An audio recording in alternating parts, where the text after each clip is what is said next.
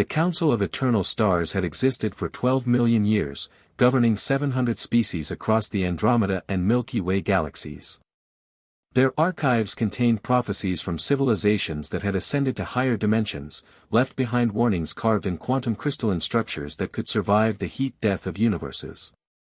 But only one prophecy had ever been sealed behind temporal locks, requiring unanimous council approval to access. Only one had been marked with the symbol that translated roughly to, open only in the presence of the threat itself. That day had come. Ambassador Jackson Miller stood in the center of the Grand Chamber, representing humanity's fledgling interstellar government. Around him, holographic projections of the Council's greatest minds flickered, beings of pure energy, hive consciousness entities, and ancient machine intellects older than Earth's sun. The human felt remarkably small, yet he stood straight, his military bearing evident despite wearing civilian diplomatic attire. "You summon me?" Jackson asked, his voice steady. The High Arbiter, a being called Velshera whose species had mastered gravity itself 10 million years ago, spoke with what humans would recognize as barely concealed fear. "Ambassador Miller, we must show you something. Something we hoped would never need to be revealed." The chamber darkened. In the center, light coalesced into ancient text, symbols that predated written language, that spoke directly to the consciousness of those who observed them. This prophecy was left by the architects, Velshera continued, a race that existed before the current universe reached its present form. They could see along the timeline as you might see along a road. They left us warnings about many things, the heat death, the void cascade, the dimensional rifts. We heeded them all. But this one, another council member interjected, a crystalline entity named Threshold, this one we buried. We hoped it was wrong. Jackson watched as the symbols resolved into something his neural implant could translate. As the words formed in his mind, he felt his blood run cold. Beware the species born of yellow sun and blue water. They carry within them the echo of the first chaos, the flame that birthed creation itself. Where others evolved toward peace, they evolved toward survival. Where others learned to surrender, they learned to endure. They will call themselves by many names, but they will know one truth above all, they refuse to end. When the universe grows cold and dark, when entropy claims all energy and all hope dies, these beings will look into that darkness and say, not yet. They are both salvation and doom. They are the ones who will either save reality or burn it to ash in their refusal to accept extinction. There is no middle path with them. Only everything or nothing. Jackson read the words twice, then looked up at the assembled council. "You're afraid of us." "Afraid?" Velshera's form pulsed with agitated gravity waves. "Ambassador, do you understand what you are? Every species in this council evolved on worlds where survival was possible. Difficult, yes, but possible. Your species evolved on a death world, a planet that tried to kill you with ice ages, supervolcanoes, asteroid impacts, and predators that made you their prey for millions of years. Other species," Threshold added, its crystalline voice ringing like bells, "when faced with extinction, accept it. They die with grace.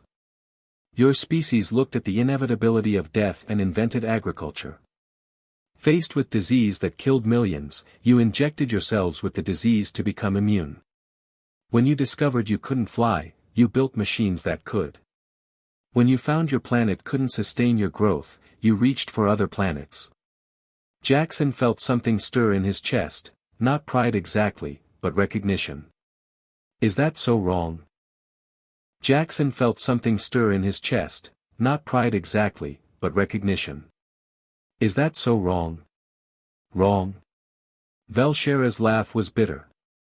"We've spent 10,000 years trying to determine that. Let me tell you what happened 3 months ago. A research team from the Xinthian Collective was studying human history. They analyzed your wars, your conflicts, your violence. Do you know what they concluded?" Jackson shook his head. "They determined that humans don't fight to win. You fight until the fighting stops. The Xinthians showed us records from your World War II, a conflict where your species killed over 70 million of your own kind. The Axis powers were mathematically defeated by 1943. They should have surrendered. Instead, they fought for 2 more years because humans, on both sides, share one trait: you don't stop. Eventually, you dropped weapons on 2 cities that turned them to ash.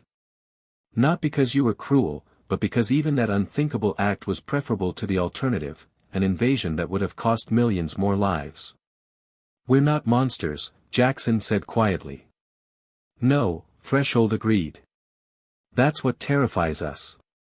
You're not monsters. You're survivors. You're the species that lost 99% of its population in the Toba catastrophe and rebuilt. You're the species that experiences suffering and turns it into art, music, mathematics, and hope. When the heat death of the universe approaches, every other species will accept the end. But you?" The prophecy's final words illuminated once more. "They will look into the dying of all light and say, 'We'll find a way.' And the terrifying truth is, they might." Jackson stood silent for a long moment. Finally, he spoke, "So what happens now? Are we expelled from the council? Quarantined?" Velshera's form shifted, what might have been the alien equivalent of a deep breath. "No, Ambassador. We're asking for your help. There's a threat approaching, something from dark space that we've tried to reason with, negotiate with, hide from. Nothing works. We've calculated that within 2 centuries, it will consume our galaxy. And you need someone who doesn't know when to quit," Jackson understood. "We need," Threshold corrected, "someone who refuses to accept the end. Someone whose species looks at impossible odds and treats them as a challenge rather than a conclusion." Jackson thought of humanity's history, the caves they'd emerged from, the diseases they'd conquered, the wars they'd survived. He thought of the Mars colonies, the generation ships already launched toward distant stars, the quantum computers trying to solve immortality. He thought of his daughter back on Earth, studying xenobiology, already dreaming of a universe without borders. "When do we start?" he asked. Velshera's relief was palpable. "Immediately. We'll provide all our research, all our resources." "Good," Jackson said, and for the first time since entering the chamber, he smiled. "Because humanity has a saying, we didn't come this far to only come this far." As he left the grand chamber, the ancient prophecy continued to hover in the darkness behind him, its final line glowing like a challenge, like a promise, like a warning. "They are the ones who will teach the universe that surrender is a choice, not a destiny." And Jackson Miller, representative of a species barely 200,000 years old, walked forward to meet the impossible with the only response humanity had ever really known. Let's see about that.